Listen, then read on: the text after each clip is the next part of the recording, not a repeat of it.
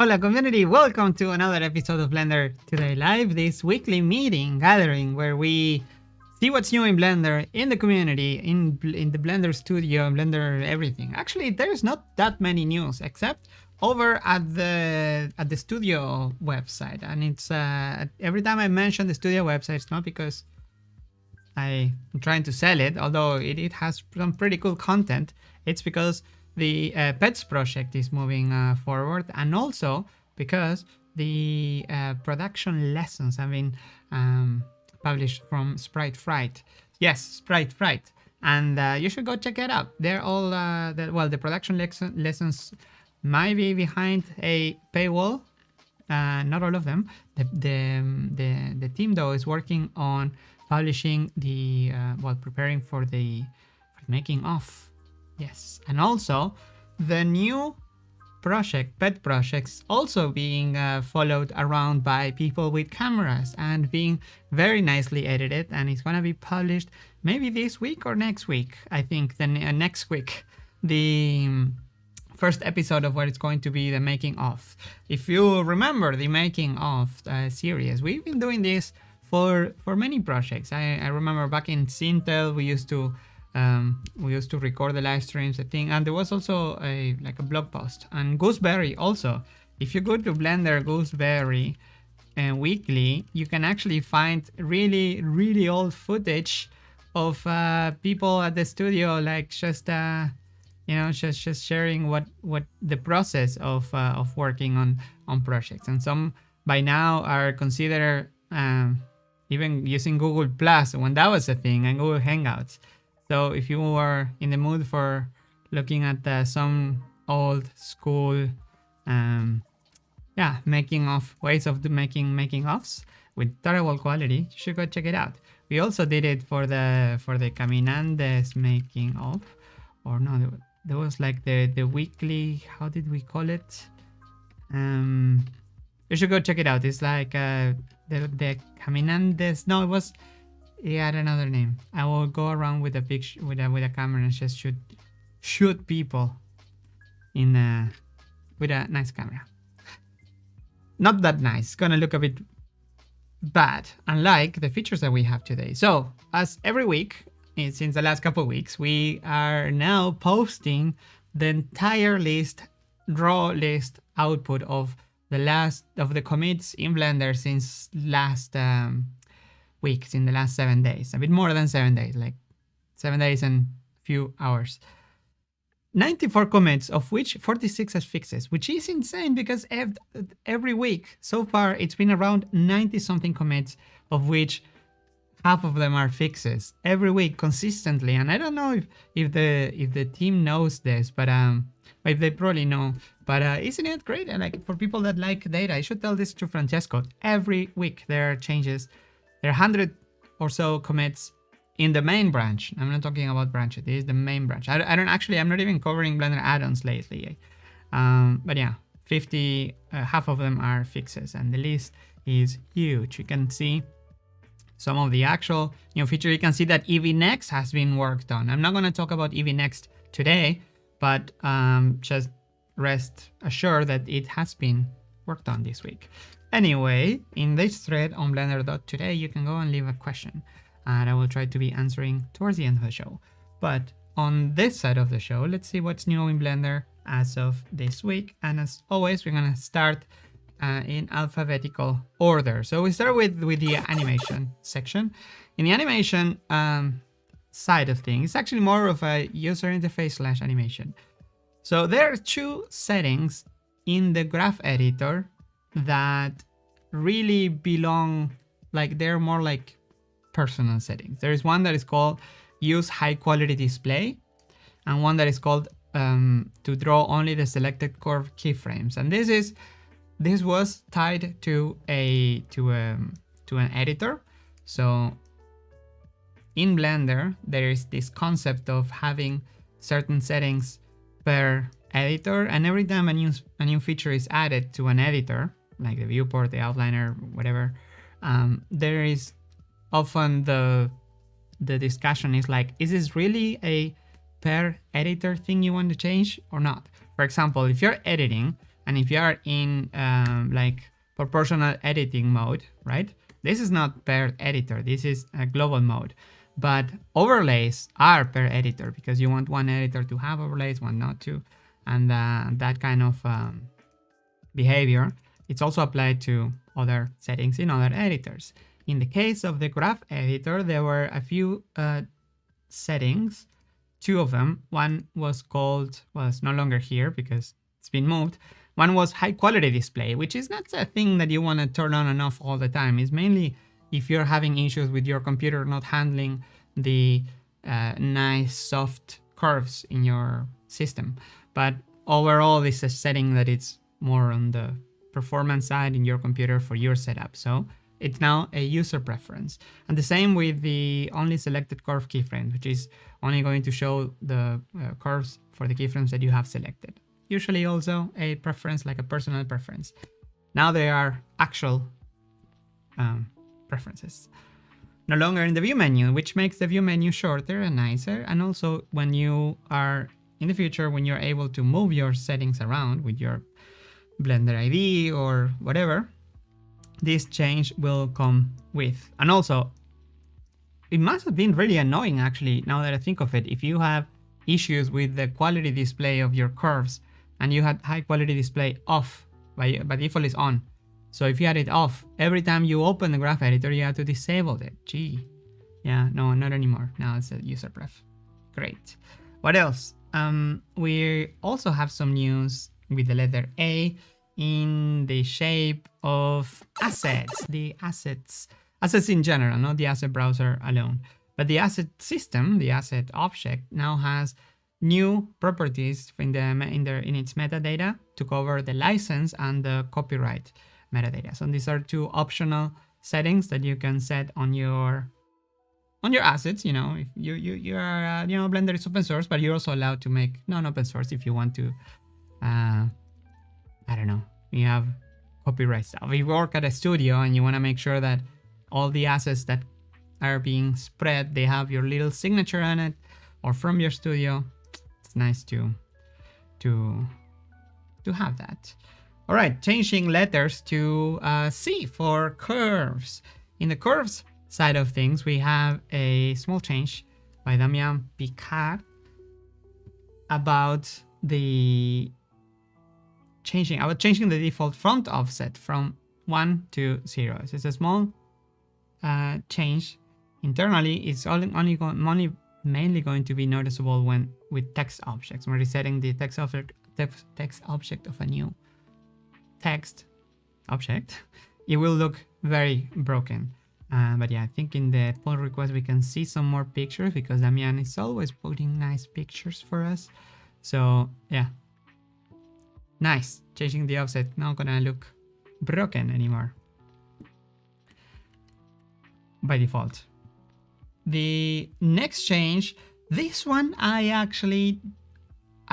read it and then I was like, okay, I need to continue with Blender today. I need to see what else is new in Blender. But then I went back to it and I was like, hey, this is actually much bigger than I assumed. Maybe is it like huge? Drivers. The title is drivers. Introduce the context properties. So drivers depend a lot on their context, right? Location can be location of anything, rotation, properties, or accessing the camera data. It's different than accessing mesh data, for example. But maybe you want to pass on some context, so you can actually access parts of Blender that are unrelated to the part you are in, such as, for example, in geometry nodes, if you want to access the camera position, right, using a driver, well, apparently it is now possible. The commit description itself goes into more detail about the implementation, even some technical sides, or even an example of how it's going to work, where you give it a context property, and you can read, for example, in this case, from the active scene, the camera matrix, from within other contexts like geometry nodes. So I'm not completely sure how this is exposed so far. So if anybody has done any experiments, although this was committed, no, yeah, 1 week ago. So there should be, I haven't been following Twitter lately, but usually these kind of experiments pop out in Twitter feeds. So please, if you have any demos that you have using this system, please let me know. All right, that was D. Let's go to F for fixes. There's a number of fixes this week. One of them, I showed it last week, actually. So, you know, I do these live streams in English and then I do it in Spanish. So first is in English, is what you're watching today, is BlenderToday, where I show everything that's new. And then I do it in Spanish. And because I do it the second time, I often find it's like, hey, this got fixed or this didn't happen. And yeah, I noticed that during the live stream in English, when I was demoing the overlay, the new overlay for, in edit mode for retopology, this overlay didn't have a property set that, let's see, so it didn't have a color visible or that much visible. Now you can see it's a bit bluish, but when I demoed it last week, it wasn't. This is a property that is in the theme itself. So under theme, under 3D viewport, you're going to find the new retopology or face retopology property, which basically has an alpha value and lets you see the mesh that you're editing. And this will help you to make it really obvious when your mesh is in front or behind the model that you're doing the retopology on. So you can see here by tweaking the offset. This wasn't set last week because there was a bug. Actually, there was a missing bit of information. So when developers introduce new properties to the theme, for example, they need to make sure that these properties are initialized properly, and that means adding some versioning code. So if users open Blender 3.6, or bueno, this is 3.6, so 4.0, whatever in the future, that this property that didn't exist on their themes gets populated or initialized with a value that they assign. This was the case for the overlay color. So I didn't have an overlay. Now I do. And you can see this has been fixed. However, this change, as you can see here, Blender version patch. So in order for the versioning to work, you need to change a file version setting in the builds in Blender itself. So Blender has the version 3.6.0, and then there is like fixed releases 0.1, 0.2, 0.3. These are actual main versions of Blender, patch versions. There's also a file version. So for versioning, you use the file version, and this commit accidentally changed the other value, the version patch. So for less than 24 hours, actually for a few hours, people that have gone to builder.blender.org to get their experimental builds may have noticed that there was a internet's super slow today, by the way. I hope streaming goes well. I'm about to switch internet providers in a few weeks. I already ordered it, and I think they know because they're making internet extremely slow for me today. Or maybe it's just Blender website that is going slow. But I hope the streaming is surviving, and you're not going to notice that I changed internet providers. Anyways, in builder.blender.org, the current release now has been updated. Okay, now Blender is builder.blender.org maybe is getting updated or something under the hood.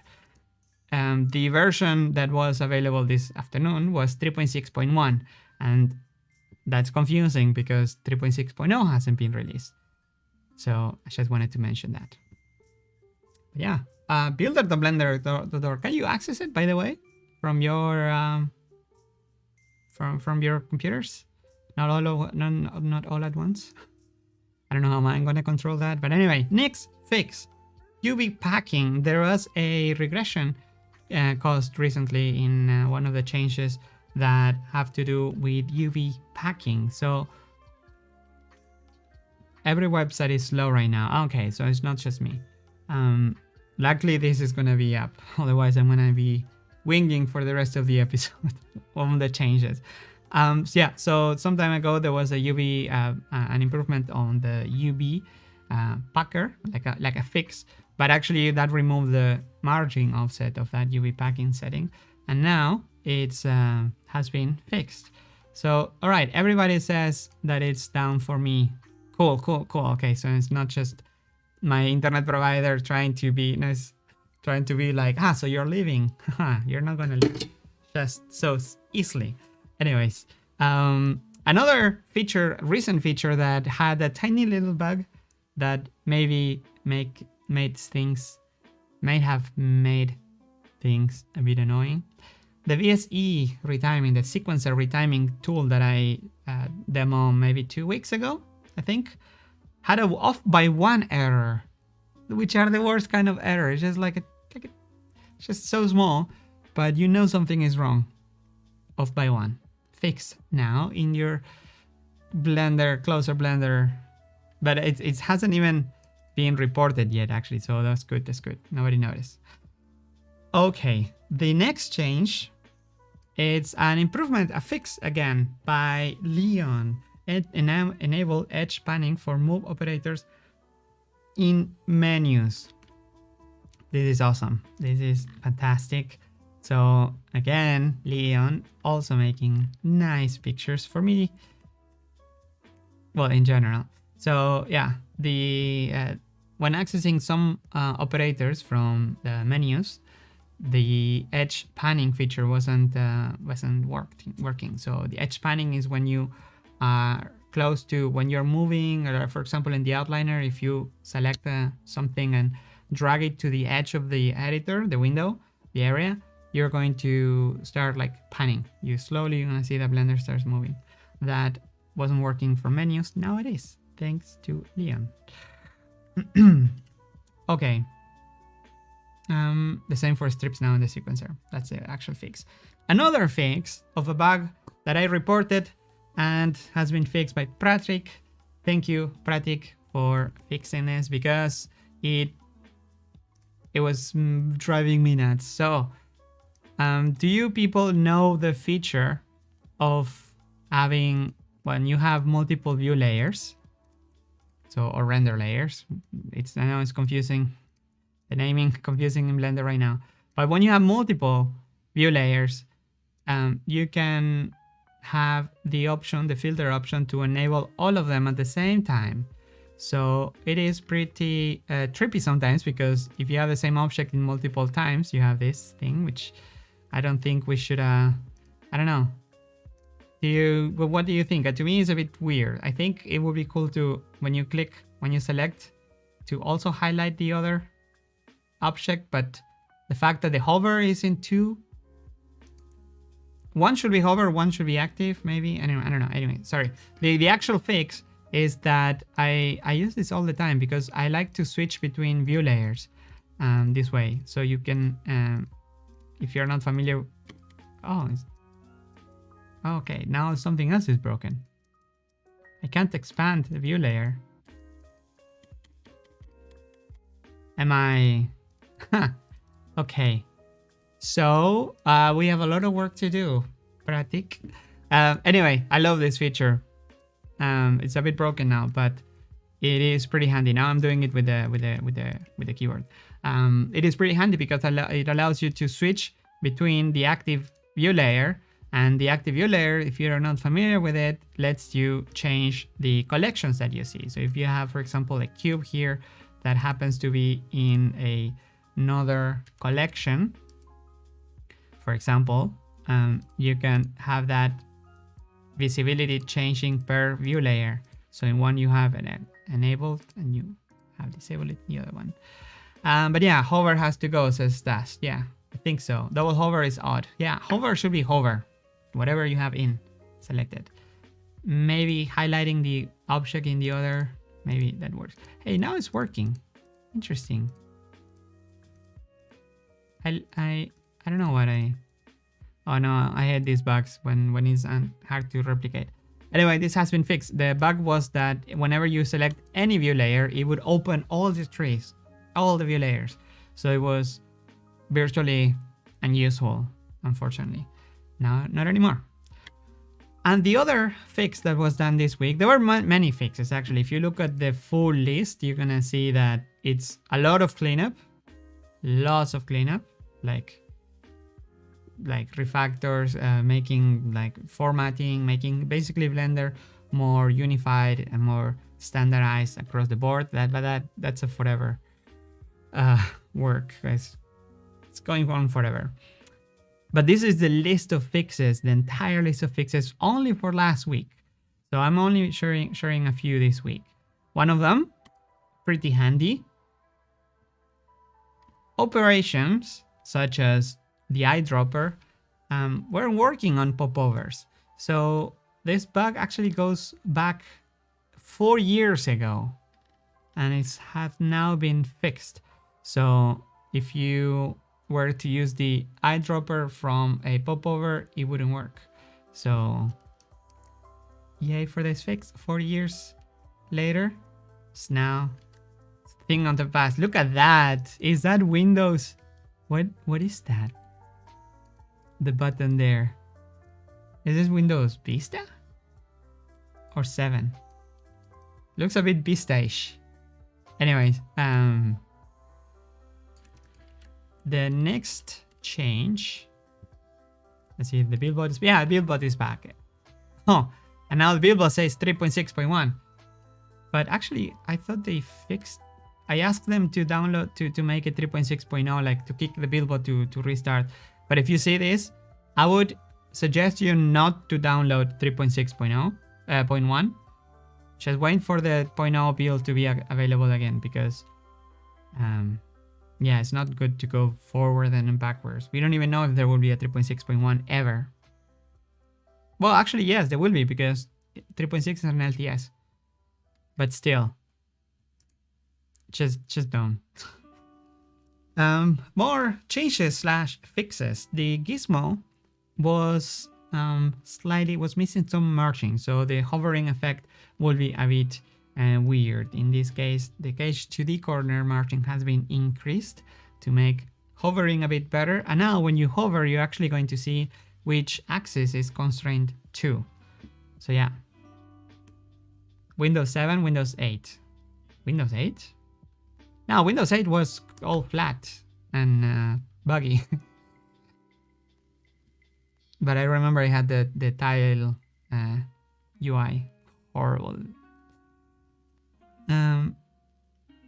Grease Pencil this week doesn't have like big updates in terms of features, but it has big updates in terms of the future of Grease Pencil. So nothing that is going to affect you as a user now, but just letting you know that things are happening under the hood.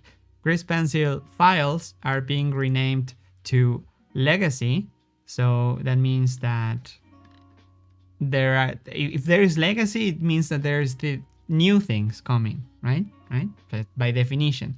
So that is pretty exciting to see. And also not only files, but the actual objects themselves, the object data is being converted into object Grease Pencil Legacy and ID data block Legacy, because there is a whole new data block coming. Data block type. So what is a data block? Yeah, you know what is a data block. Data block is everything. This is a mesh data block inside of an object data block. A data block is everything. It's like the flesh of an object of data in Blender. And it's pretty exciting to see that the old Grease Pencil format is being put aside, and it's probably going to last during Blender until Blender 4.0, or maybe during Blender 4.0 until 5.0, you know, like big major releases, so to keep compatibility. But there is a new thing coming.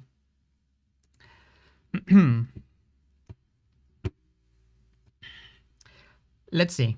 The next change, what is this? The chat. The chat says, I've been on 3.6.1 for the last 3 hours.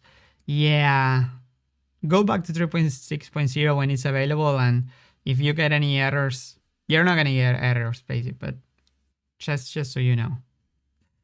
Every other Win version is crap, it seems. No, Windows 11 is going... I've been using it. I haven't used Windows 10, but I've been using Windows 11. And for the 1 hour a week that I use it, it only crashes so often. The other changes are in I18N. You know what I18? Have you ever seen I18N? The letters I18N. I18N stands for internationalization. And it has that name because it's I, 18 letters, N for the word internationalization. So it's everything that has to do with translations and stuff. In this area, Damian has been working super hard in the few releases, the last few releases, many latest of the latest releases. Some add-ons choose to use the warning field in the VL info when, for example, there are issues with compatibility or may not work with whatever. So the add-ons can use the warning field to tell you things about that may not work as expected. So this can now be translated by the add-on developers. Yay. And another thing that can be translated, or it could actually be translated in the past, but it had issues, was the sockets in the nodes. The socket definitions could be translated, but they could be conflicting because they were not aware of their context. Now they are, so yay for that. Let's switch from I to M, actually. In M, we have, starting with some performance. And this one is kind of big, actually. How big is like 50%, around 50% faster. What is faster? The B-mesh to mesh conversion. Actually, there was a performance improvement in the past, not too long ago, done around this area. But this one makes it even faster. So B-mesh to mesh is just different ways of Blender to represent a mesh. When you go into edit mode, some operations use B-mesh, some mesh. It's like moving, it's like all the legacy slash not so old slash very, very old code doing different operations with your mesh. When you're modeling, when you're entering edit mode, exiting edit mode, all kinds of stuff. All this kinds of stuff is now 50% faster. And it gets faster the more attributes and data you have in the B-mesh object, which is nice to hear because it means that complex files are going to be faster. And files that are not or meshes that don't have a lot of polygons and a lot of attributes are not going to be that affected to it, which is cool. Like shape keys, selection, hiding. Multi-res data should have less of a detriment to performance now too. Yay for performance improvements. Another one, not that small actually. So it could happen that if you were performing a lot of undo steps, the Blender could get stuck in this undo process. It was trying to undo something, but you press undo again and it will try to undo something else while this was still working. So now that has been improved. And if the background compacting task was not complete, the next undo step was pushed, but now this should be solved. How much has been solved? Well, by making things faster. About this, together with the recent improvements in this area, give about twice the speed up than Blender 3.3 LTS, but actually over 10 times faster than 3.4, because it's known that there were some regressions in this area in 3.4. So actually for some things 3.3 would be faster than 3.4 in terms of undo, pushing, and yeah, that was a regression, but now has been fixed. So if you were using 3.4, now it's gonna feel like 10 times faster. So that's the trick. You actually have to make things slower and then make them faster.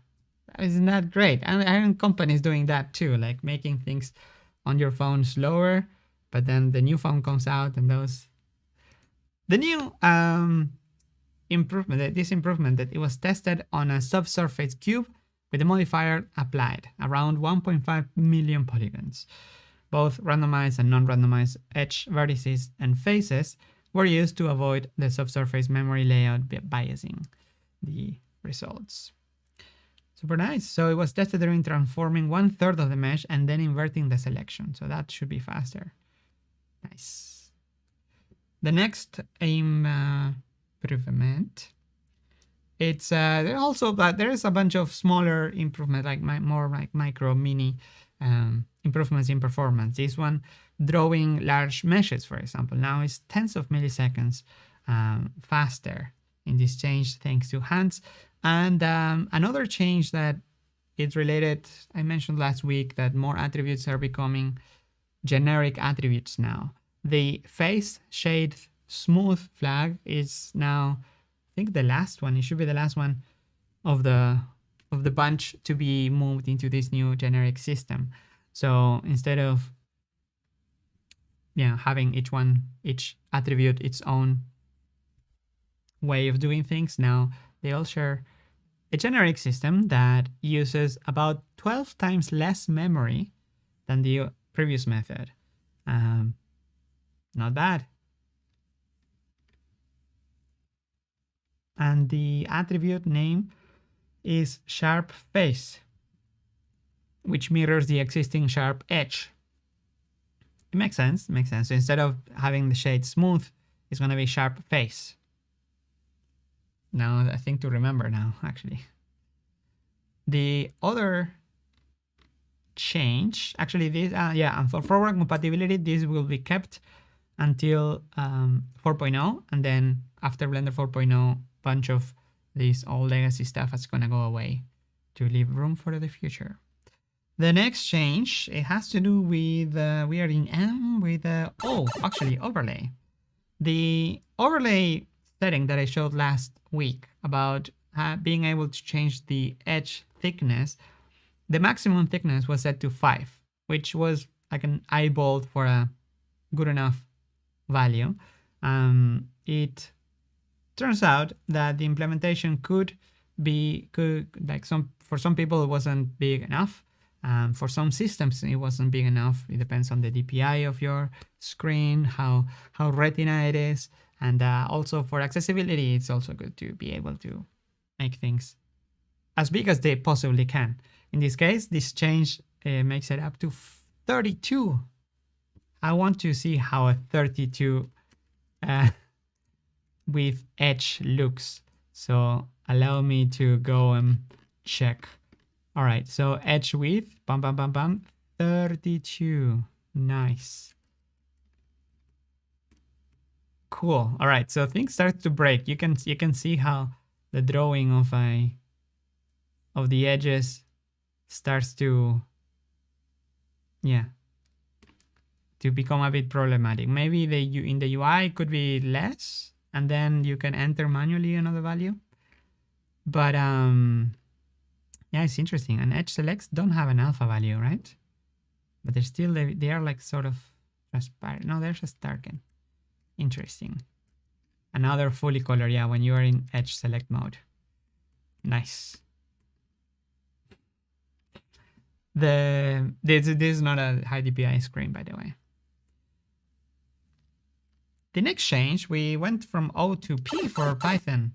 In Python, there is an extension done to the save and load handlers, the load pre and post and save pre and post handlers. Now they have new options that can take a file path as an argument. So you can perform things out of where you are working on. And also it adds 2 new handlers, save post failed and load post failed handlers. So it's always possible for the pre handlers to run a matching post action. Nice. So if they fail, you can know about it. And there are more details in the description there. When loading and saving the startup file, the path argument is set to an empty string. Cool. So it makes it possible to know the file path of the blend file, mean loaded save as well as supporting running an action when load save operations fail, like a backup option. If something fails in the specific area, maybe save somewhere else. The next change, and we are getting close to the end. No, actually, not that close.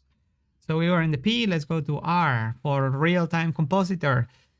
Implement bicubic interpolation. This patch implements the bicubic interpolation in the transform nodes. The path merely reuses the code in the shader image texture and adds bicubic variants to the domain realization shader. Nice. This was actually one of the topics that were missing to make the... Actually, I don't know if this has been mentioned in the task itself, but there is a task that has a list of all the... in the real time here. Bicubic interpolation. Actually, this could be checked in now, this feature. And maybe there are more that are missing from here. I'm going to save this so I can ask Omar what he thinks about it. Bicubic, says Ryan. Thank you, Ryan. Or Ryan. No, I'm kidding. Ryan. Bicubic, like bionic. Other than that, that is all for the Realtime Compositor. In Sculpt Mode, there is 2 improvements. One, well, both are more like UI related and related to tools. So the edit phase set operator now has a last operator, adjust operator settings, where you can tweak everything related to that tool. And it also shows a strength or a property for all the modes. Then it also works when called from a menu. So it can be in a menu. And speaking of menus, the transform, trim, and mesh filter operators have been exposed to the Sculpt menu to make things easier to find. Nice, because F3, the F3 shortcut actually shows things that are in menus and nicely organized. So that means that, let's see, let me go to Sculpt Mode, F3, and search for trim, and there you go. Trim stuff. Why is trim triggering the tutorials or the material preview search? Interesting. Fuzzy search. All right. The next change is also with the S, and it's in the sequencer editor. The sequencer has this subsampling feature that when you render a picture, it makes it look nice in the preview and when you render, basically. Although in the preview, it wasn't turned on. The subsampling wasn't on in the viewport, but in the editor, but it was when you render, so it would make things inconsistent. I mean, to save performance, but it would make things inconsistent. So now it is consistent. Although I wonder if this should affect performance much. If you notice any performance not improvements, what is the opposite? It's affecting your performance, not running as fast as hits, performance hits. Let us know, because maybe it could be a setting or a global setting, a preference, like in the graph editor we've seen before. That was with S, made by Jeroen. Let's talk about texture painting, also by Jeroen. The fix scene bleeding topic has been brought up actually at the end of last year. I remember there were some commits in this area. Well, many commits in this area, and this work continues to be moving forward. So the change is texture painting, fix scene bleeding on non-manifold sections of the mesh by copying pixels that are covered by the brush stroke. So it even goes into detail how this is happening, how the bleeding is happening. So if you're familiar with seam bleeding, it's when you have an object that in the UV editor you are painting in, but here's, I think to demo I was making these edges really thick. Actually in the live stream they look okay, but to me look huge. So the bleeding happens when you're painting in the viewport, for example, and you see that outside of the seams there is a bleeding. So the color coming out of the coming out of that area if there is not enough margin, or maybe getting in this area, especially with the UVs are too close, it could happen. That should be fixed. All right, two more changes. One with the U for user interface. The new option when for parenting, and nothing to do with having children, although for your objects to have children, yes. The option for keep transform without inverse that was added to the menu, to the Control P menu, was never added to the object parent menu. So that was pretty inconsistent. How did we get so far without having this? So this option here was available in Control P, the shortcut, but not in this menu. Now it is. Consistency. Yeah, if you find any of those inconsistencies, let us know. And last but not least is actually the V key, the viewport. And the change is as follow. So if you maybe remember, maybe I have a file that I could look into with actual lights. And yeah, I have. Let's see. So I'm gonna open a file because I need a file with actual lights in it. And the lights, I have a bunch of lights all over, but what color are they? Well, worry not. You can simply now go to the overlays and enable light colors. And this will make it so the outer shape drawing, let's make my UI bigger. And it's not affecting at all thick lines. There you go. This affects it. So I'm making it extra thick for you, but you get the idea. So, oh, this light is blue. Oh, this light is orange. And because orange is also the selection color, it can be a bit confusing sometimes. So that's why only the outer ring is drawn like that. So if you see the inner green in either area, you can tell that this object is selected because the object center origin is selected. It's orange. The inner ring is orange, and the gizmo around it is also orange. The extras, but not the inside. And yeah, this is an overlay, so you can toggle it on and off independently in each viewport editor that you prefer. This is working for all the objects, for the area lights, well, all the objects that make sense, right? Area lights, sun lamps, sunlights, and point lamps, and the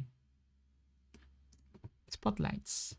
So now is the question, because when this feature was developed, there were many options. One was like, should the entire cone be drawn?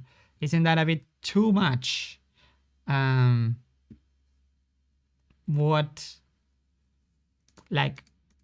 There is a limit, right? Because at some point, if you had all colors all over the place, then it can get a bit confusing. But maybe it is useful in some points, some areas. I don't know. Some examples. For example, in the case of the area lights, the square here, the rectangle shape would be colored. In the case of the point lamps, the radius would be colored. And in the case of the spotlights, this whole thingy would be colored as well. But yeah, it can get a bit on the way. So for the first implementation, the beginning, the first one was just simply to have light colors being able to be toggled on and off. And as you know, you can toggle this, all the overlays on or off with Alt-Shift-Z. So I think I covered everything that I wanted to cover. Okay, so I'm gonna get my lines back to default and 1.2, that should be okay. Here's the questions. 3.6 is fixed in the build bot, is it? 3.6.0, yes, thank you, Thomas Stinges. Hey, you seem even more hands. Oh, I got a haircut, people. I'm trying to move into springtime. All right, shall we answer some of the questions that we have today? Let's see how many do we have. We have 5 comments. Nice. I will try to be able to answer all of them. So let's get to it. The first question by Mille Porte. Let's see. Where is in time Pablo Dobarro? Pablo was working is no longer working for Blender for a while, actually, for I don't know in terms of time, but it's been a while, actually, maybe a year, 2 years, and has a personal project for making an iPad app for retopology, I think, and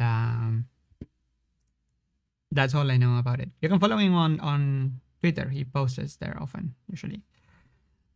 Just 2 other questions. Sometimes ago, you mentioned the idea from Blender team to develop a way, I don't remember much, maybe some kind of node, to make available the geometry obtained by a modifier, building something like a point or node where to save geometry or access back lately. Yeah, like the freeze node, yes.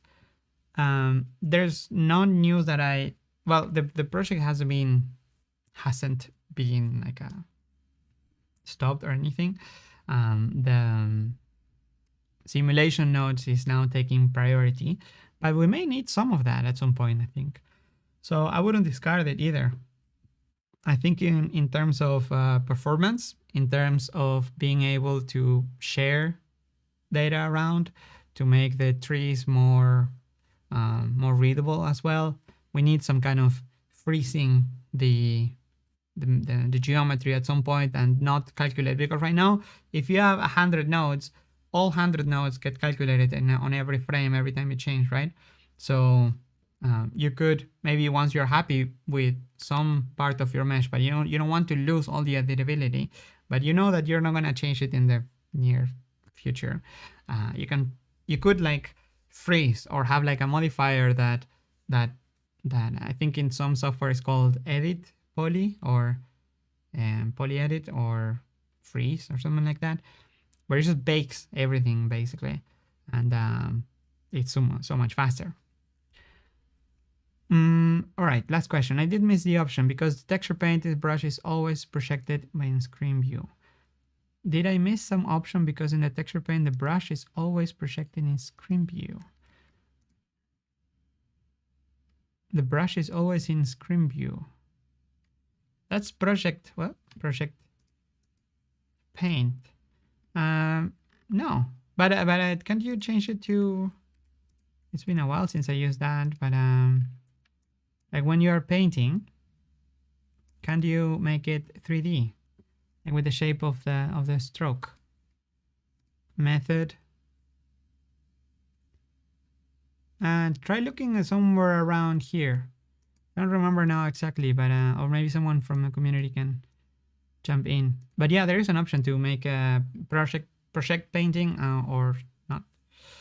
Barf Garbage says, hello, last week you mentioned that Blender 4.0 is a time to break muscle memory. Well, I mean, it's not, well, it's the moment if in case we ever want to, in sake of making Blender better and more customizable, maybe break some muscle memory, like maybe remove a shortcut that it turns out that we thought people would be using because 2.7, but actually not that many people are using it, like the There was a discussion recently about changing the shortcuts for the numbers in your keyboard, 1, 2, 3, 4, 5 till 0.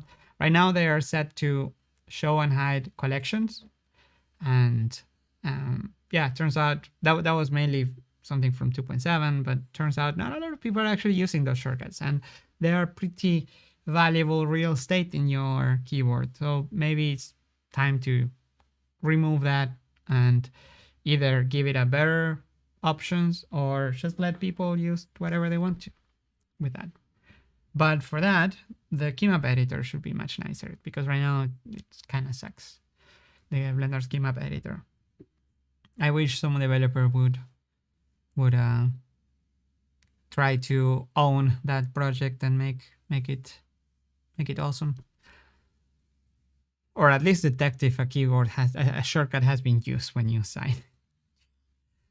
Do you have any juicy info about what those changes could be? Any big things that were too ambitious to be released earlier? You can trust me with secrets. I won't tell anyone. Okay, barf garbage. Don't tell anyone, please. But there is a task in somewhere here. I think the issues, maybe. There is a task about the breaking changes in Blender 4.0. The list is more like a not like a wish list, but there are some, not a wish list, but it's what would be maybe ideal, but I wouldn't take every change here as a, like, it will be done. For example, one that I'm worried about, well, you see here's the keys changes for collection switching, this for Blender 4.0. Then breaking mesh API changes, removing face maps. Face maps. How many of you have used face maps? I know it was a great feature, but you know, we have attributes now that can be anything. So a face map so specific, maybe it's not necessary. And it's also, it was never really used officially for anything. Breaking nodes API changes, mesh auto smooth. This one is the one that I'm kind of worried about, particle system removal, because I don't know, 4.0 sounds, to me, sounds a bit soon, unless we can find a way to, because right now, if you want to do some operations in, like if you want to do a particle system that, like, I don't know, just some, like, I don't know, floating dust, it's so easy that you just make everything like start and end at the same frame. You just remove the physics, for example, you just like no physics, and then you just give it a little texture, and then you come here and it's just like affected by this, like the density from here, and maybe the wind can be affected by this thing, and it is so easy to read. Well, I know it's a mess. It's a particle system, and well, particle system by heart. But doing everything with geometry nodes, I wouldn't even know where to start. Like today, I would need some time to do it. That being said, because now we have assets, built-in assets in Blender, right? With the hair stuff in 3.5. So for 3.6, there will definitely be more assets built in Blender. And for 4.0, if the particle system, the old particle system, is to be removed, then there better be many built-in assets that can replace this UI, or not this particular UI, but something easy to see for actual particles, right? Or like physics. We don't have physics yet in like any kind of physics in Blender. So how is this going to work out? So Blender 4.0 sounds far away, but it's literally coming out in November, and it starts development in May, June, like nothing, like just a couple of months from now. So even though this is here, take it with a grain of salt. Next. Oh, and then there are other options. Revamp the key map, some changes in the key map, remove the instancing panel, like the instancing. You know, now you can instance things by vertices and faces, right? Which is like, if you know how this works, then okay, it is easy, because you just select the object, you say vertices, and then you basically have a very easy way to instance things, right? To instance objects.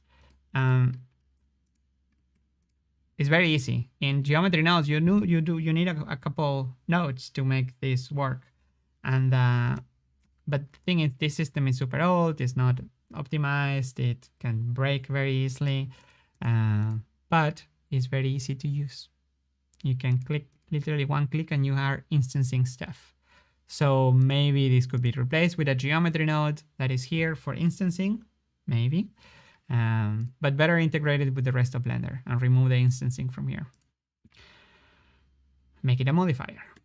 But then how do you instance collections if empties can't have modifiers? Or maybe they can, I don't know. But don't tell anyone, barf garbage.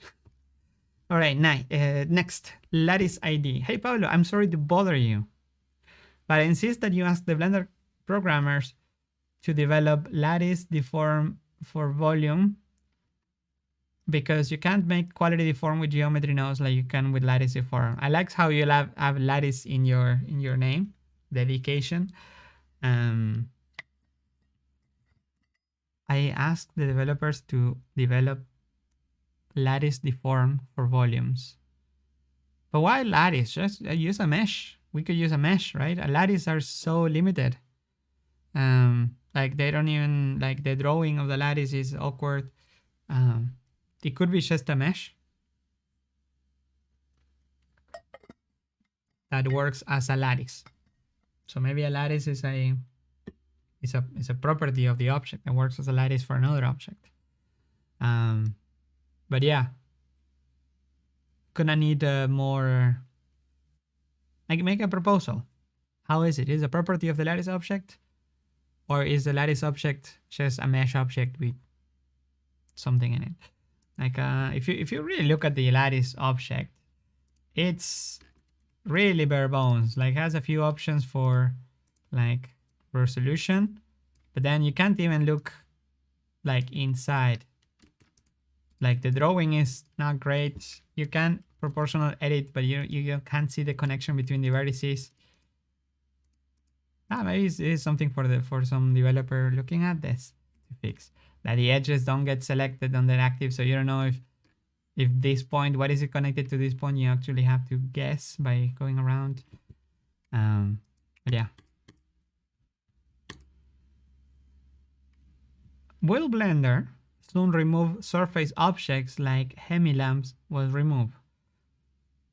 Hemis were removed from Blender internal together with the whole Blender internal. Looks like it might when mesh hard surface modeling is already progressing. Surface objects are not upgraded as a feature. So your question is if the Blender will soon remove surface objects. I don't know. I don't think in the near future, because there has been even some people actually working on improvements in this area, at least on maintaining it. But I don't know. I don't know. I have never heard anybody like really against it. I think people don't report back reports on that area, and that means that seems to be okay.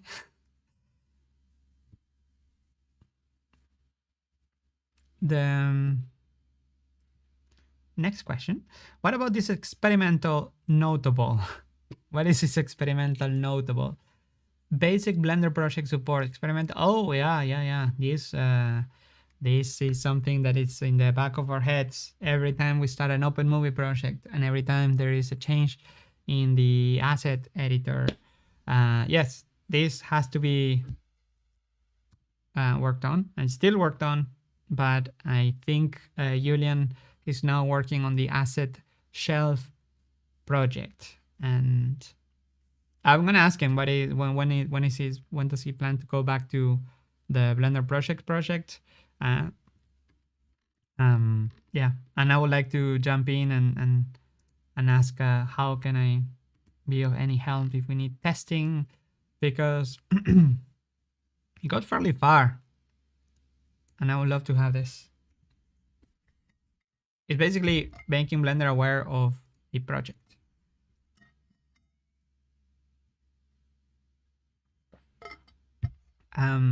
The next question, I have two more questions. Well, actually, some of them have like a little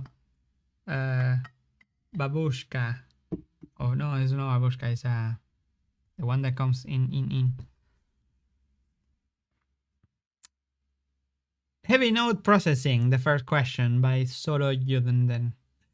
Inside of geometry nodes, when Blender is processing a particularly heavy set of nodes, the entire application hangs, putting it in a state where it is prone to crashing. Clicking on it makes it stop responding on Windows, for instance.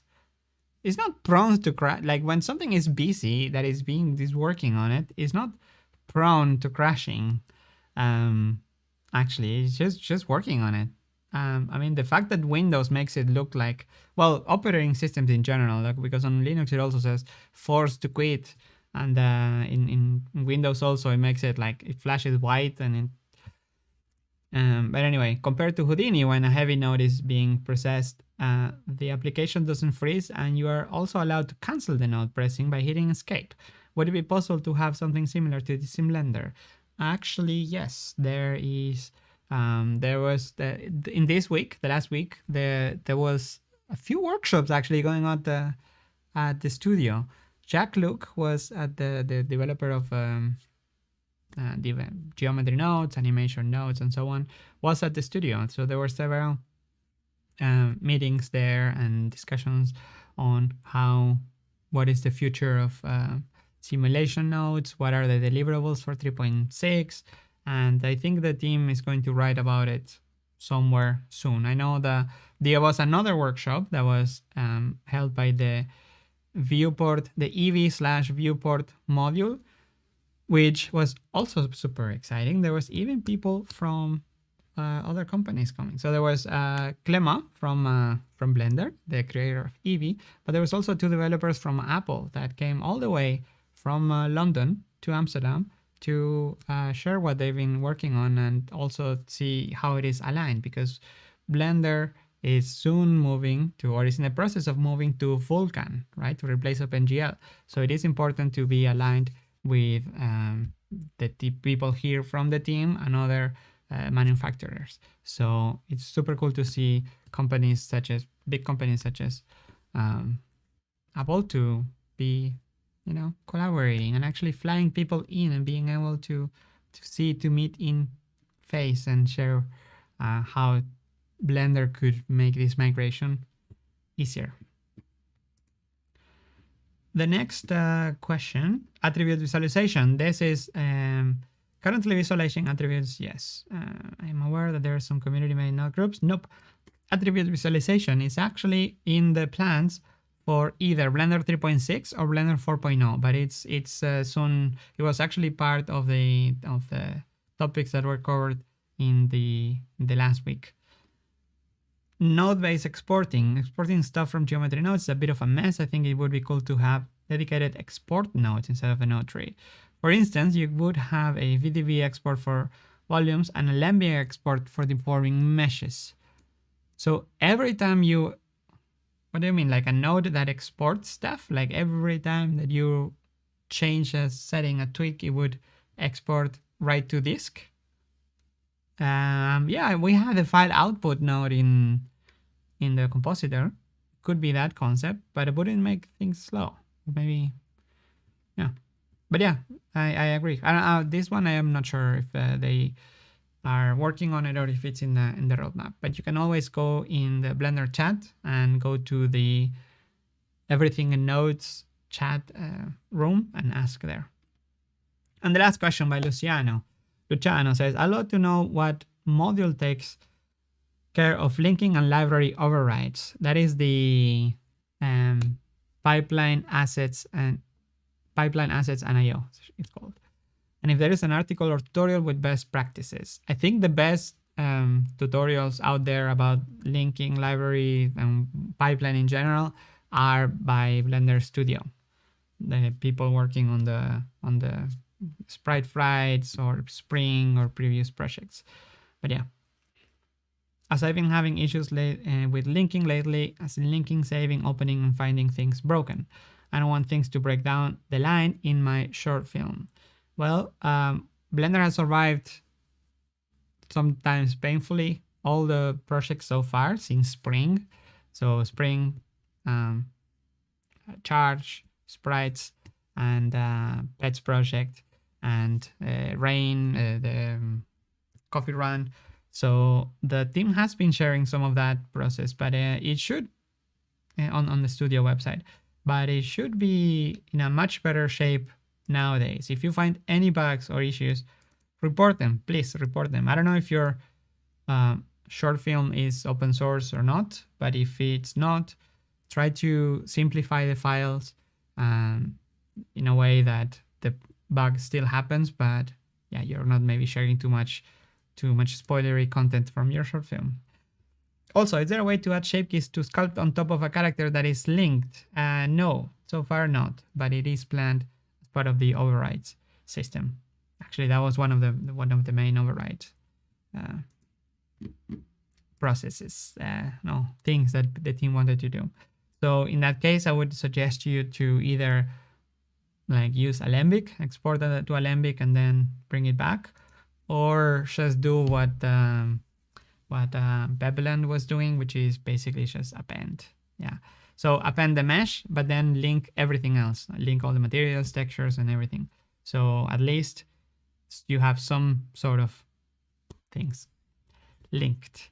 That is all for this week. I am running out of time, actually. It's a bit late. Not that late. So how are you doing? How did you do this week? I hope you are having a productive week. You had a productive weekend, if that was your plan, and you have a productive week. This week in my plate, I have some UI patches, but also the main thing is to work on the release notes of Blender 3.5, which is coming out at the end of the month. Once that is over, I think I might be focusing on the extensions platform. That's something big that is going to happen this year. Yes, extension platform. The Blender apps, there will be some progress, but I don't know if both can be done at the same time this year. I think we need to pick, and progressing with the Blender extensions platform would allow some sort of progress with Blender apps as well, because for the extension platforms, for example, we need to have a way for Blender to talk to the internet, like officially. I know some add-ons have internet access, but it's done in a way that it's not very safe, because Blender doesn't, well, I think you can always work around ways, but we want to make internet access for Blender the safest way possible. So only access like Blender.org services for certain things, unless, I mean, if you install an add-on, you can let the add-on do whatever you want, right? But Blender by default, from the factory reset, when you receive it, should be safe, and that is linked to the Blender extensions and in a way linked to the Blender apps. Other than that, I have the Blender 20 years t-shirt, which is on the Blender store on sale. Actually, it's discounted, and I was just thinking that in a few months, January 2024, Blender is going to be 30 years old. So I have to start already think, or ask the team to think about a concept for 30. You know, the number 30, 30 something. Blender is 30 years old, but it's been open source for 20. Anyway, too much talking. Let's wrap it up, right? Shall we? Let's call it a day, because we need to get together again to do this again, maybe sometime next week. at the same time, for sure, in the same place, for sure. But remember, next week is it's Tom's birthday. So should I go back to the studio and start live streaming from there? Because there will definitely be cake. And, or not. Not that old. It's not old, Saskia. It's not old. All right. Thank you, Ray. Thank you, Crossmind. Thank you, Pops, everyone, Greg and Kelsey and everybody here and the chat. I will see you again next week, same place, same time for another episode of Blender Today live. Watch out, your ear holes.